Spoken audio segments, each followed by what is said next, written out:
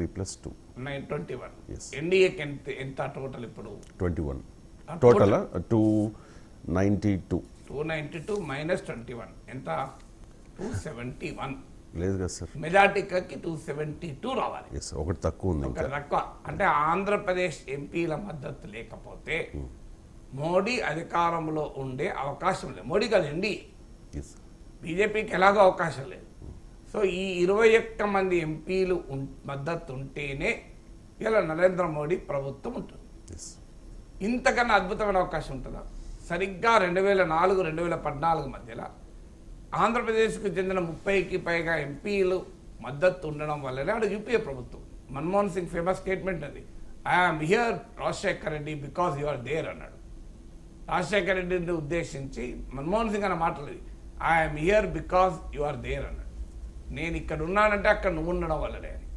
అందువల్ల ఇలా మోడీ ఢిల్లీలో ఉన్నాడంటేనే అది చంద్రబాబు నాయుడు అమరావతిలో ఉండడం వల్లనే.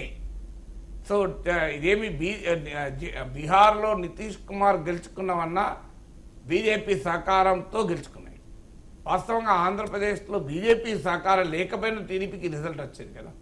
ఇవాళ బీజేపీ ఎంపీలు కూడా టీడీపీ గెలిపించింది. నిజంగా పనులు వాళ్ళు టీడీపీ పేరుకు బీజేపీ ఎంపీలు కానీ వాళ్ళకు బ్యానర్ కట్టిన నుంచి మొదలు కొట్టుకొని జెండా కట్టిన వరకు, ఓటు వేయించిన దానికెళ్ళి వేసిన వరకు అంతా టీడీపీ కదా. సో అందువల్ల ఇవాళ 21 మంది ఎంపీలు మద్దతు ఉంటేనే మోడీ ప్రభుత్వం ఉన్నప్పుడు మనం ఏం అడగాలి? అందువల్ల ఇవాళ చంద్రబాబు నాయుడుకి అప్పీల్ ఏంటంటే మీరు ఎన్డీఏలోనే ఉండండి, ఎన్డీఏ వాడకండి, ఎందుకంటే అది కరెక్ట్ కూడా కాదు. It is not ethical politics. రాజకీయాల్లో ఎథిక్స్ ఉండాలి. గతంలో బీజేపీ చేసింది కదా, మధ్యప్రదేశ్లో, కర్ణాటకలో చేసింది కదా, ఉత్తరాఖండ్లో చేసింది కదా, అరుణాచల్ ప్రదేశ్లో చేసింది కదా, అండ్ తెలుగుదేశానికి చెందిన 4 ఎంపీలకు కూడా బీజేపీ పార్లమెంటరీ పార్టీలో కలుపుకున్నది కదా. ఇవన్నీ నిజమే కావచ్చు, కానీ still I want Chandrababu Naidu to be in NDA. ఎన్డీఏలోనే ఉండాలి. కానీ ఎన్డీఏలో ఉండేటప్పుడు దాన్ని బేషరతుగా ఉండాల్సిన అవసరం లేదు, అన్కండిషనల్గా ఉండాల్సిన అవసరం లేదు. రాజకీయ పార్టీలకు అల్టిమేట్గా ప్రజలకు మేలు చేయడం అనేది ప్రాతిపదిక అయితే తప్ప మరొకటి ప్రాతిపదిక ఉండకూడదు కదా. సో అందువల్ల చంద్రబాబు నాయుడు వాళ్ళ కండిషన్ పెట్టాలి. ఏం కండిషన్ పెట్టాలి అంటే ఎన్డీఏలో మీరు నాకు కన్వీనర్గా, నేను ఎన్డీఏలో ఉండడం ఉండకపోవడానికి కండిషన్ ఉండట్లేదు. ఎందుకంటే ఎన్డీఏ కన్వీనర్గా మీరు నన్ను అడిగారు, సంతోషం. కానీ ఆంధ్రప్రదేశ్కు ప్రత్యేక హోదా లేకుండా మీరు చంద్రబాబు నాయుడుకు ప్రత్యేక హోదా ఇస్తే లాభం ఏంటి? అది చంద్రబాబు నాయుడు గౌరవాన్ని పెంచుతుందా? రేపు ప్రత్యర్థులు విమర్శకులు వ్యాఖ్యానించరా? సో ఆంధ్రప్రదేశ్కి అయితే ప్రత్యేక హోదా రాలేదు, కానీ చంద్రబాబు నాయుడుకు కూడా మాత్రం ప్రత్యేక హోదా ఇచ్చారు. సో ఎందుకు ఇచ్చారు అది కూడా మన అందరికీ తెలుసు. వాళ్ళ పరిస్థితి ఉంది కనుక ఇచ్చారు. లేకపోతే నితిన్ గడ్కరీని పట్టించుకొని మోడీ చంద్రబాబు నాయుడు పట్టించుకునేవాడా? అనుమానమే లేదు కదా. అద్వానీనే పక్కకు పెట్టిన మోడీ చంద్రబాబు నాయుడు దగ్గరికి తీసేవాడా? సో అవసరాలు దగ్గరకు ఆ రకంగా చేయిస్తున్నాయి.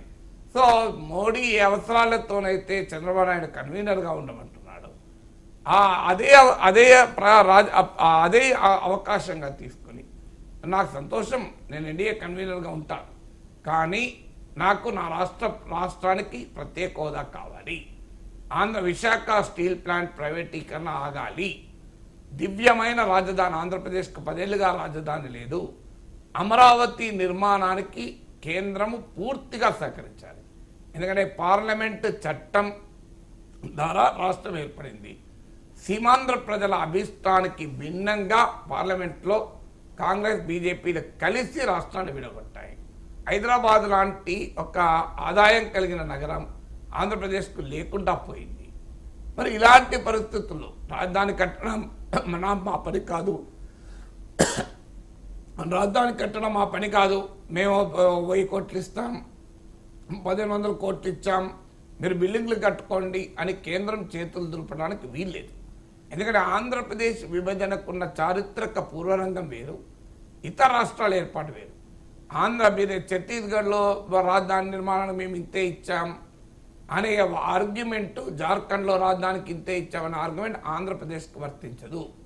ఎందుకు వర్తించదు అంటే సీమాంధ్ర ప్రజల అభిష్టానికి భిన్నంగా మీరు చేశారు. మీరు ఇప్పుడు ఛత్తీస్గఢ్, జార్ఖండ్, రాజధాని ఉత్తరాఖండ్ రాష్ట్రాలు ఏర్పడ్డాయి. ఆ రాష్ట్రాలు వారు కోరుకొని రాజధాని ఉన్న ప్రాంతం నుంచి విడిపోయారు. వాళ్ళు కోరుకున్నారు, లక్నో నుంచి మేము విడిపోతాం, మాకు ప్రత్యేక